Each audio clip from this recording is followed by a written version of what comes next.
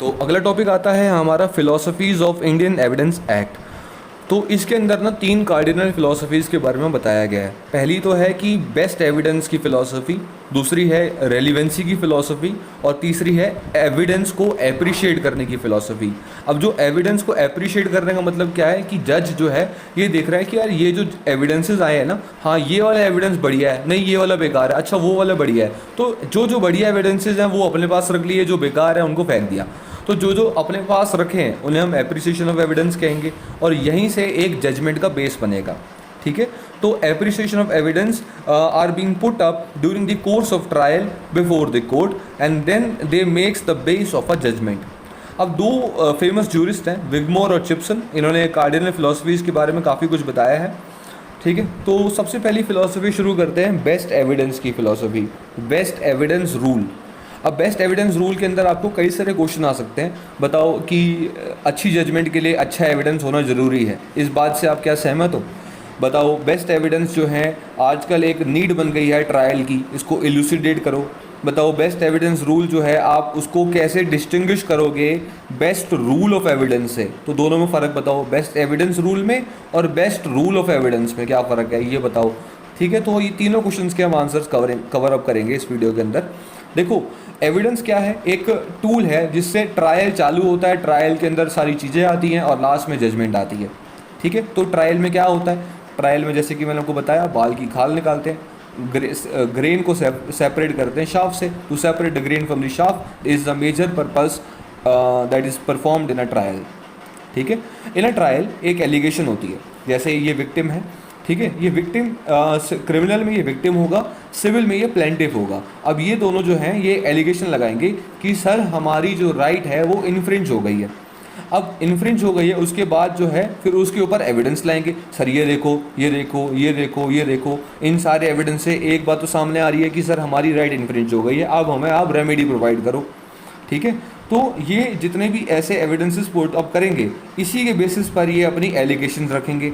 ठीक है, तो उन एलिगेशंस को प्रूव करने के लिए एविडेंस चाहिए होंगे।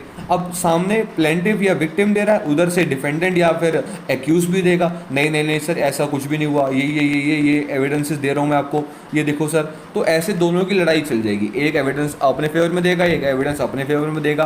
तो जब दोनों काउंटर करेंगे ना एक दूसरे को, तो क्या रिजल्ट आएगा? तो रिजल्ट आता है ट्रुथ। ठीक है, तो naturally the end product is truth.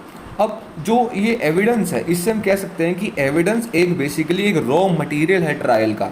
अगर रॉ मटेरियल जो है एविडेंस जो है वो अगर फॉल्टी होगा तो हमारा एंड प्रोडक्ट जो है ट्रायल का वो भी फॉल्टी होगा, और अगर एंड प्रोडक्ट फॉल्टी होगा तो हमें रिलीफ नहीं मिलेगी, अगर रिलीफ मिलेगी तो भी गलत मिलेगी। अब अगर हम बेस्ट एविडेंस को कोनोट करें, इसका कोनोटेशन देखें, तो 2 चीज़ें सामने आती हैं, एक आता है क्वांटिटेटिव एविडेंस, दूसरा आता है कंपैरेटिव एविडेंस। ठीक है, तो क्वांटिटेटिव एविडेंस में आपको एग्जांपल बताता हूँ। जैसे देखो यहाँ पर एक मर्डर हुआ है, ठीक है, इन्वेस्टिगेटिंग ऑफिसर आता है और इस जगह पे 500 लोग थे लेट से। ठीक है, 400 लोगों का उसने एविडेंस ले लिया, उनके अलग अलग डिफरेंट व्यू पॉइंट्स थे, उन 400 लोगों ने कुछ खास देखा भी नहीं होगा, और कुछ ऐसे भी थे जो कुछ खास 10 लोग या कुछ 2 लोग ऐसे थे जिनका एविडेंस लेना बहुत ज़रूरी था, क्योंकि भाई इन्होंने सबसे ज़्यादा देखा था, इन्होंने देखा था कौन मारने आया है, कैसे मरा ये, क्या वेपन था, सब देखा इन्होंने। अब बताओ कौन सा इंपॉर्टेंट एविडेंस होगा? क्या उन 400 लोगों के, हालांकि उन 400 लोगों के रेलिवेंट हो सकते हैं कि किसी ने आते देखा था, किसी ने किसी को जाते देखा था, किसी ने कोई एक्टिविटी और देखी थी, वो रेलिवेंट हो सकता है, लेकिन इंपॉर्टेंट एविडेंस कौन से हैं? उन 10 लोगों के जिन्होंने आंखों से देखा कि क्या हुआ था क्या नहीं हुआ था। तो इस बात से हमें क्या देखने को मिलता है कि लेट से अगर 1000 एविडेंसेस हैं और 999 एविडेंसेस ऐसे एविडेंस हैं जिनका कोई मतलब नहीं है, जिनको लो या ना लो कुछ फ़र्क नहीं पड़ता, और एक एविडेंस ऐसा है जो बहुत रिलायबल है, इतना रिलायबल है कि जज जो है उसके उस एक एविडेंस के बेस पर भी जजमेंट दे सकता है। तो बेस्ट एविडेंस क्या हुआ? उस एक बंदे का। ठीक है, हमारे पास 500 टेस्टिमनीज़ हैं विटनेसेस की, और एक ऐसी डॉक्यूमेंट्री एविडेंस है जिसके बेस पे सब चीज़ हो सकती है। तो 500 विटनेसेस की जो टेस्टिमनी है वो इम्पॉर्टेंट नहीं है हमारे लिए, हमारे लिए बेस्ट एविडेंस लेना इम्पॉर्टेंट है। तो जज जो है जब भी एविडेंस लेगा तो तो बेस्ट एविडेंस लेगा। अब बेस्ट एविडेंस कैसे लेगा?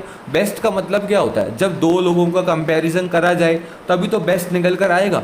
तो ऐसे ही जब जज के पास कई सारे एविडेंसेस आएंगे तो उनमें से जो बेस्ट एविडेंसेस होंगे, जो एक जजमेंट का बेस बन सकते हैं, जिससे रिलायबिलिटी आ सकती है जज को कि हाँ यार ये जो एविडेंस है ये रिलायबल है, इस पर विश्वास करा जा सकता है, ये जो विटनेस है ये बहुत सच बोल रहा है, ये हिल नहीं पा रहा, वकील आ रहे हैं इसको क्वेश्चन पे क्वेश्चन करे जा रहे हैं, ये टस से मस्त नहीं हो रहा अपनी बातों से और इसके ऊपर जो चीज़ें प्रूव भी हो रही हैं, ये बंदा जो है रिलायबल है, तो ये मेरी जजमेंट का पार्ट बनेगा।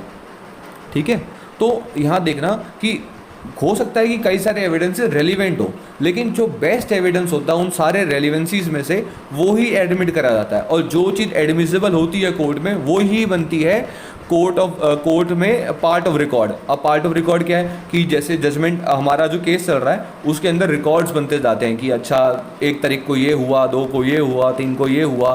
तो पार्ट ऑफ रिकॉर्ड में कौन कौन से एविडेंसेस आते हैं जो कोर्ट ने एडमिट कर लियो, एडमिसिबल जो हो। अब कौन से एविडेंस एडमिसिबल हैं? जो बेस्ट एविडेंसेस हैं। बेस्ट एविडेंस किस में से? उन रेलिवेंट एविडेंसेस में से। जो इररेलिवेंट है उनको तो छोड़ दो। तो ऐसे एक क्रोनोलॉजी बन गई। अगर हम ऊपर से देखें नीचे तक तो पार्ट ऑफ रिकॉर्ड जो है, पार्ट ऑफ रिकॉर्ड में जो एविडेंसेस हैं वो एविडेंसेस हैं जो कोर्ट ने एडमिट कर लिए हैं, जो एडमिसिबल हो गए हैं। एडमिसिबल कौन से हैं? जो बेस्ट एविडेंसेस हैं। बेस्ट एविडेंसेस किस में से? सारे रेलिवेंट एविडेंसेस में से। रेलिवेंट के बाद भी जो इररेलिवेंट है उनको गोली मारो। ठीक है, तो एक प्रिंसिपल आप याद रख लेना, evidence must be weighed and not be counted.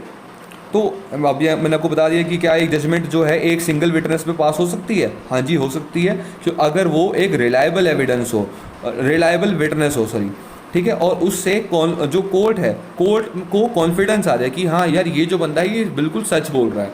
ठीक है, तो डेफिनेटली उस सिंगल विटनेस के ऊपर भी जजमेंट पास हो सकती है।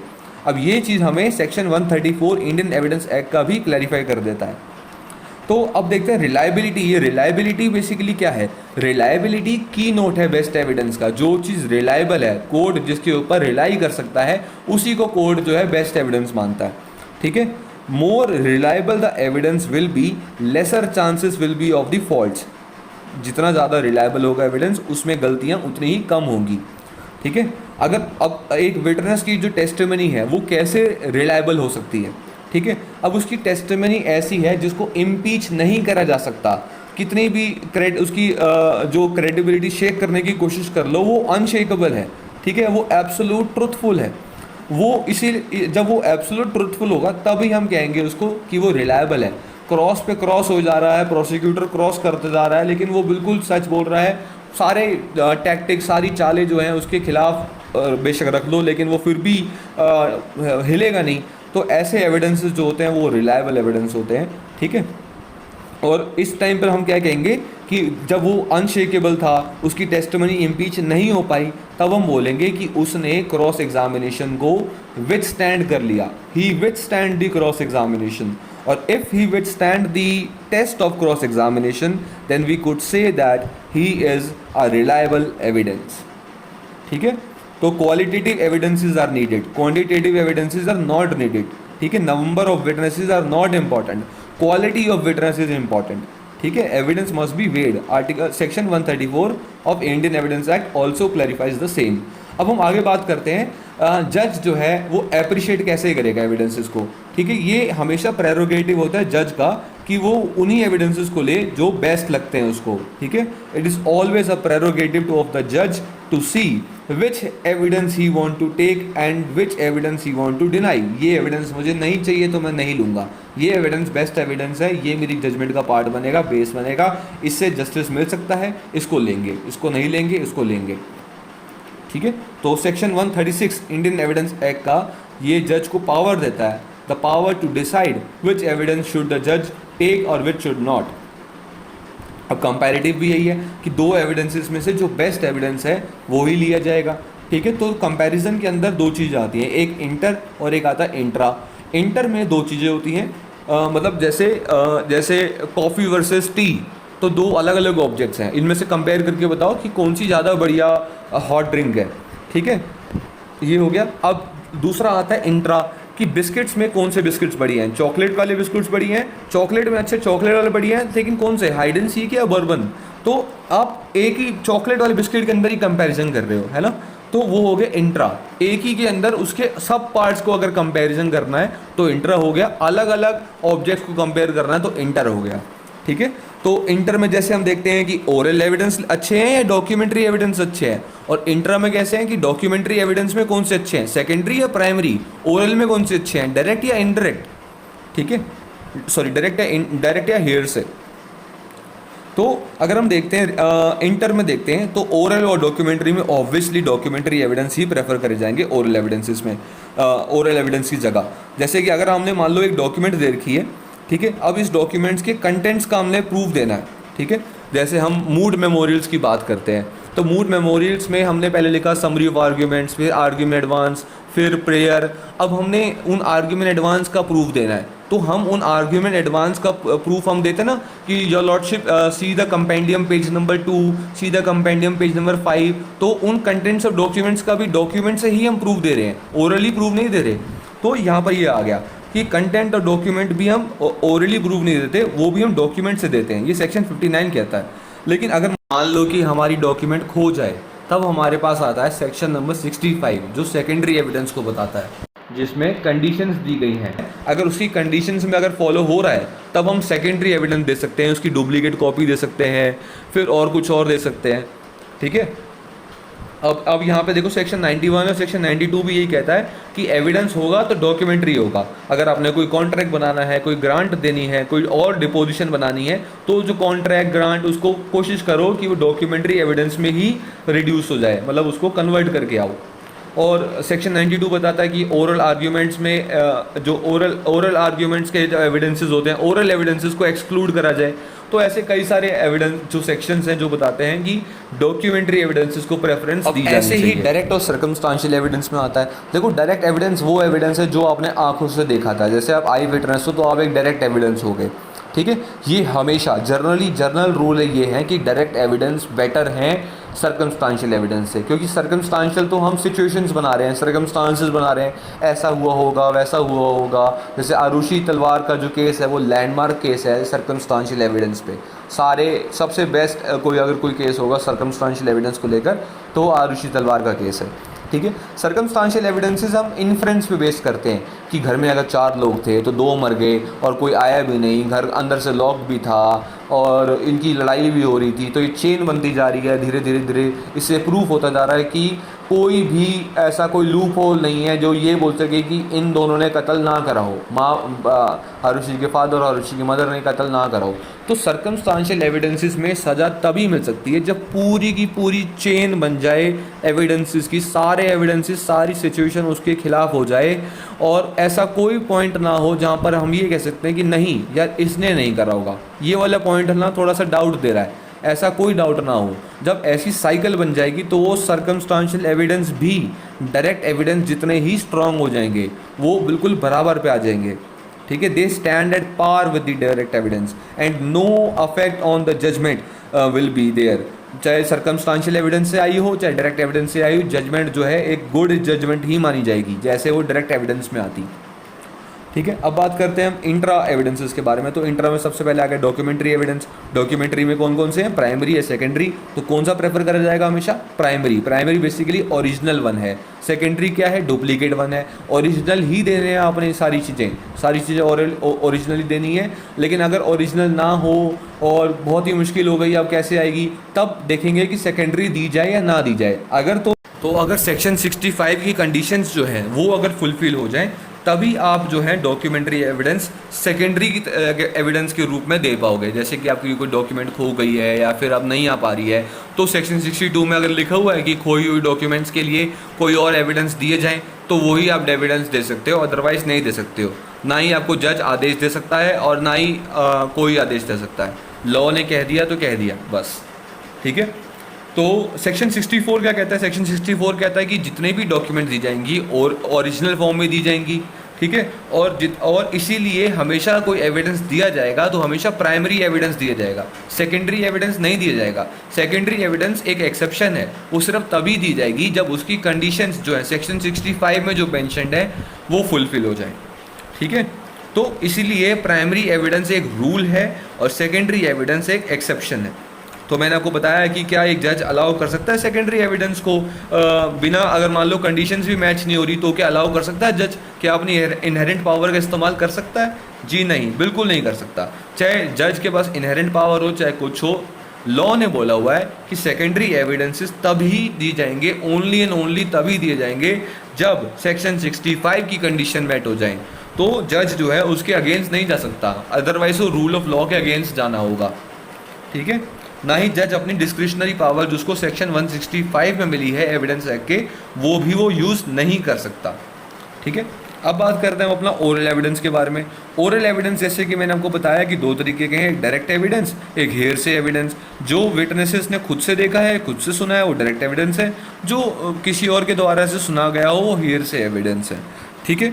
तो जितने भी एविडेंस होने चाहिए वो डायरेक्ट एविडेंस होने चाहिए। हेयरसे एविडेंस फॉरबिडन करे गए हैं। कोई भी अगर आप एविडेंस एक्ट उठा लो किसी भी वर्ल्ड का, तो हेयरसे एविडेंस को हमेशा मना ही करा गया, क्योंकि ये किसी और के द्वारा सुने गए हैं, हमने तो सुने नहीं है। तो हम पे क्वेश्चंस कैसे आएंगे? हम पे आएंगे तो हम बोल देंगे कि हमें तो पता नहीं, किसी और ने बोला था, हमने तो जो उसने बोला वो बता दिया, ठीक है। तो हमारे पे कभी लायबिलिटी नहीं आती।